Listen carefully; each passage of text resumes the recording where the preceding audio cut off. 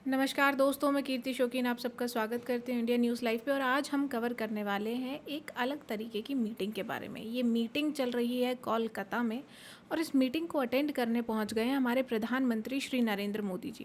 तो अब ये मीटिंग क्या है, किस वजह से की जा रही है और इतनी बड़ी क्यों है कि पीएम मोदी खुद इसको अटेंड करने गए हैं, ये सब आज की वीडियो में हम डिस्कस करेंगे। अगर आपको आज की वीडियो पसंद आए तो लाइक शेयर सब्सक्राइब करना ना भूलें। तो देखिए क्या कह रहे हैं। PM Modi West Bengal visit, live updates. PM inaugurates 16th combined commanders conference in Kolkata, military preparedness in focus. तो इसका मतलब आप समझ ही गए होंगे कि भाई जो मीटिंग अभी चल रही है कोलकाता में, ये 3 दिन के लिए चलेगी और इसका काम है मिलिट्री प्रिपेयर्डनेस के बारे में डिस्कस करना। अब इसका नाम जो है वो है कंबाइंड कमांडर्स कॉन्फ्रेंस, लेकिन ऐसा नहीं है कि ये पहली बार हो रही है। ये बहुत समय से, इनफैक्ट 1950 से चलती आ रही है और अभी जो 2025 में हो रही है वो 16th मीटिंग है।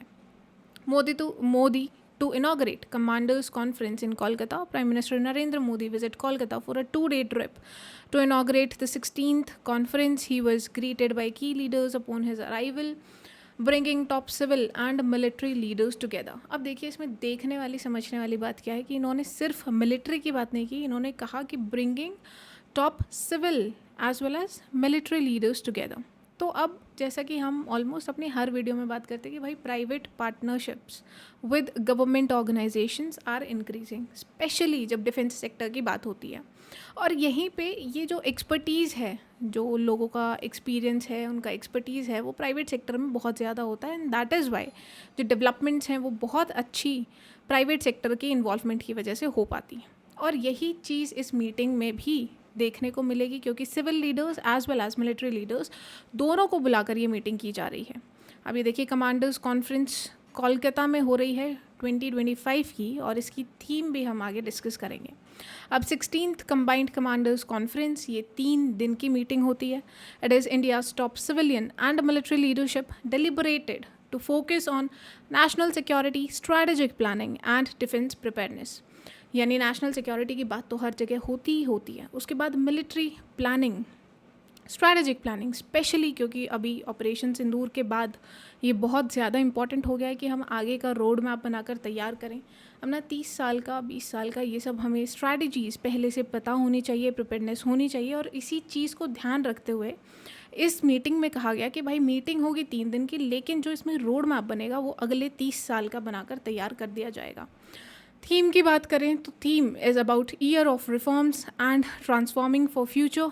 ये साल में एक बार नहीं बल्कि 2 साल में एक बार होती है, यानी it's not an annual but it's biennial meeting and serves as a strategic review and planning summit. अब ये 16th मीटिंग इसीलिए भी बहुत ज़्यादा इंपॉर्टेंट हो जाती है क्योंकि ऑपरेशन सिंदूर अभी अभी हाल ही में सीज़ फायर पे पहुंचा और हमने पूरी दुनिया को दिखाया कि भाई अब भारत किसी से दबने वाला नहीं है, सबको उल्टा जवाब देगा। जो भी हमारे साथ बदतमीज़ी करेंगे उनको उनकी भाषा में जवाब दिया जाएगा। हमारे फॉरेन मिनिस्टर जयशंकर जी ने बहुत क्लियरली कहा that blood and water will not flow together.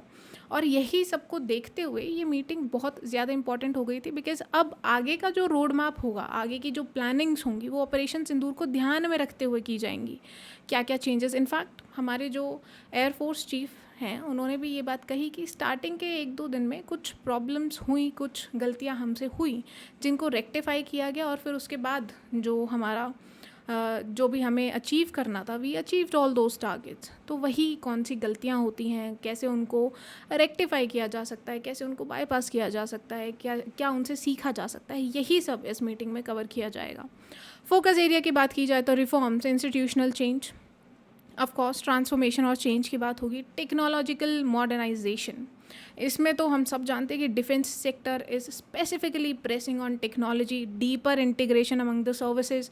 अभी हमारे चीफ ऑफ आर्मी स्टाफ ने भी एक अनाउंसमेंट की थी जिसमें उन्होंने कहा कि हम भैरव बटालियन, रुद्र ब्रिगेड बनाकर तैयार करेंगे, which again is an integration of different services, different forces actually. और जब सर्विसेज को इंटीग्रेट करते हैं तो हमारे पास डिफरेंट थिएटर कमांड्स हैं, जो कि हम ऑलरेडी अपनी पहली वीडियोज़ में डिस्कस कर चुके हैं। Then the most important focus area जो आजकल बहुत ज़्यादा इम्पॉर्टेंट भारत के लिए हो गया है, मतलब पहले भी था but now it is in the limelight, वो है सेल्फ रिलायंस और आत्मनिर्भरता। अब ये जो ट्रम्प के टैरिफ्स चल रहे हैं भाई, 50% टैरिफ और हम इतना बढ़ा देंगे और ये करेंगे, और आपने सुकोई 57 खरीदा तो हम इतना करेंगे।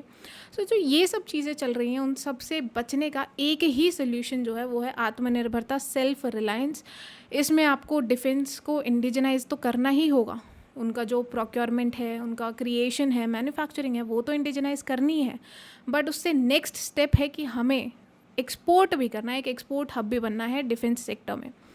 अब इसकी हिस्ट्री की बात की जाए तो फर्स्ट मीटिंग अर्ली 1950s में हुई थी, soon after independence. Records indicate the practice started around 1953 and 54 under PMGLN यानी Jawaharlal Nehru ji and defence minister VK Menon sir.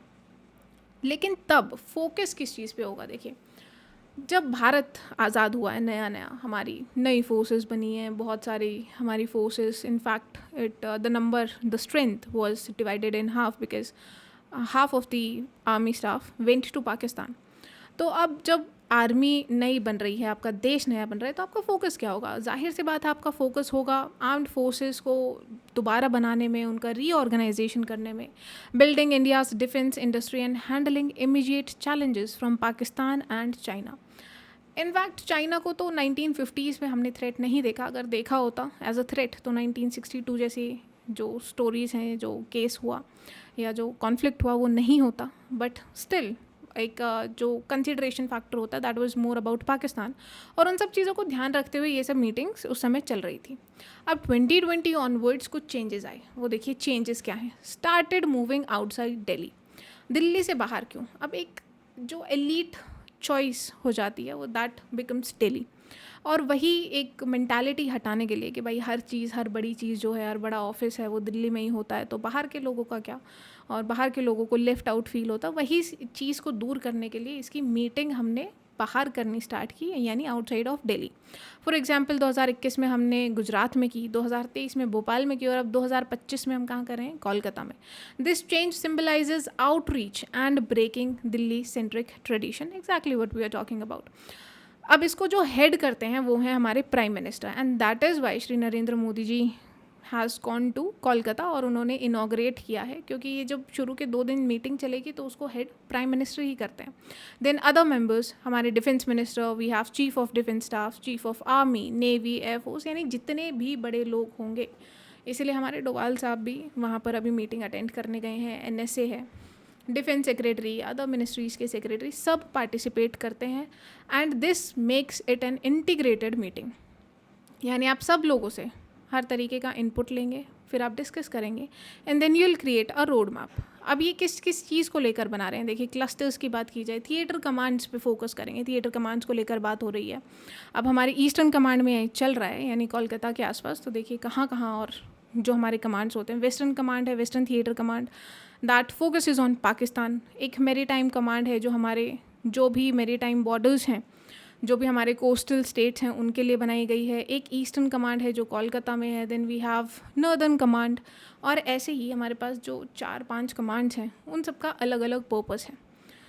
Eastern command focus करेगा चाइना पे, वेस्टर्न कर रहा है पाकिस्तान पे, और इन्हीं सब को डिस्कस करेंगे इस मीटिंग में कि भाई किस कमांड में क्या कमी है या क्या उसको इम्प्रूव किया जा सकता है, किस कमांड का कौन सी जगह, कौन सी चीज़ पर फोकस होना चाहिए ज़्यादा, बिकॉज हर चीज़ का अलग अलग थ्रेट है। चाइना से आपको हो सकता है कि बहुत सारी टेक्नोलॉजी का या मनी लॉन्ड्रिंग, ये सब चीज़ों का थ्रेट हो। पाकिस्तान से आपको टेररिज्म का भी थ्रेट है, चाइना से एग्रेशन का थ्रेट है। वहाँ पर ईस्टर्न फ्रंट पे अब बांग्लादेश इज़ ऑल्सो वहाँ पे बहुत ज़्यादा फुदक रहे हैं, वो बहुत ज़्यादा स्टेटमेंट्स बांग्लादेश की तरफ से आ रही हैं। फिर मेरी टाइम बॉर्डर्स के भी अपने अलग इश्यूज़ रहते हैं, तो उन सब चीज़ों को, अलग अलग इश्यूज़ को डील करने के लिए अलग अलग थिएटर कमांड्स और उनकी अलग अलग जो भी एम्स और टारगेट्स होते हैं वो डिसाइड किए जाएंगे। नेक्स्ट फोकस इन ऑन आत्मनिर्भरता। अभी जैसे हम डिस्कस कर रहे थे कि भाई बहुत सारी इंडिजनाइजेशन लिस्ट हमारी डिफेंस मिनिस्ट्री निकाल रही है, उसमें एक पॉजिटिव लिस्ट दी जाती है। हमने कहा कि भाई ये 10 से 20 आइटम्स हैं, ये 50 से 100 आइटम्स हैं, ये आइटम्स आपको भारत से ही खरीदने हैं, नो मैटर व्हाट। आप कहीं और से ये नहीं खरीदेंगे, ना इनको इम्पोर्ट किया जाएगा, भारत से ही खरीदिए, भारत से ही बनाइए। अब ये सब चीज़ें क्यों काम आ रही हैं? क्योंकि we are developing, we are developing new technologies, we are trying new technologies. जैसे हमारा 5th जनरेशन एयरक्राफ्ट है, AMCA भी बहुत न्यूज़ में चल रहा है कि हम AMCA बनाना चाह रहे हैं। स्टेल्थ इंजन उसका बहुत ज़्यादा है, और ये इंपॉर्टेंट इसीलिए भी है क्योंकि आसपास का हर देश अभी 5th जनरेशन की बात कर रहा है। भाई चाइना है, USA के पास भी है। And if the day AMCA is ready, अभी इंजन्स को लेकर इनका बहुत रिफ्ट चल रहा है, the day AMCA is ready, तो भारत एक एलीट क्लब में शामिल हो जाएगा। एक अलग सुपर पावर इंडियन एयरफोर्स के पास मिल जाएगी। और ऐसी ही चीज़ों को डेवलप करने के लिए कि भाई अगले 10 साल के लिए आपको कौन सी टेक्नोलॉजी चाहिए होगी। अब जैसे नेवी को चाहिए था एक, हमारे पास 2 एयरक्राफ्ट कैरियर्स ऑलरेडी थे, अब 3rd एयरक्राफ्ट कैरियर INS विशाल बनाकर तैयार किया गया है, या बनाया जा रहा है, तैयार किया जाएगा।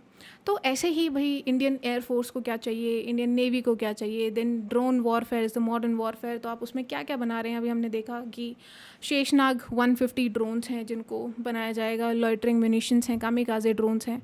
फिर हम अलग डोमेन में भी काम कर रहे हैं, ULPGM यानी UAV गाइडेड, ये हमारे पास प्रिसीजन गाइडेड मिसाइल होगी। UAV लॉन्च, आप इसको किसी भी ड्रोन में फिट करिए, ये मिसाइल जाकर हिट करेगी। तो ड्रोन का तो इम्पैक्ट है ही, बट इस मिसाइल की वजह से उसका इम्पैक्ट और भी ज़्यादा बढ़ जाएगा। फिर हम अग्नि को बंकर बस्टर बना रहे हैं, हम पृथ्वी पे काम कर रहे हैं। There are so many things that we are coming up. तो यही सब चीज़ें कि भाई DRDO क्या इनोवेट कर सकता है, डिफेंस मिनिस्ट्री में क्या क्या अपग्रेडेशन किए जा सकते हैं, थिएटर कमांड्स को कैसे इंटीग्रेट किया जा सकता है, यही सब चीज़ें हम इस 3 दिन की कॉन्फ्रेंस में डिस्कस करेंगे। उन पे एक सोल्यूशन पर पहुंचेंगे, फाइनल रोड मैप बनाकर तैयार करेंगे।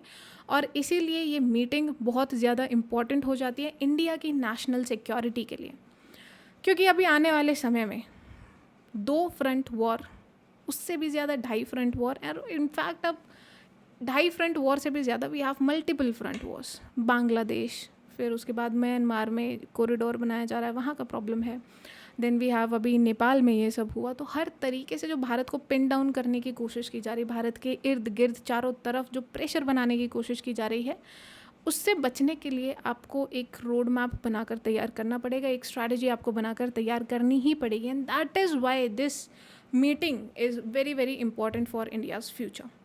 अगर आपको आज की वीडियो पसंद आई हो तो लाइक शेयर सब्सक्राइब करना ना भूलें। जय हिंद, जय भारत।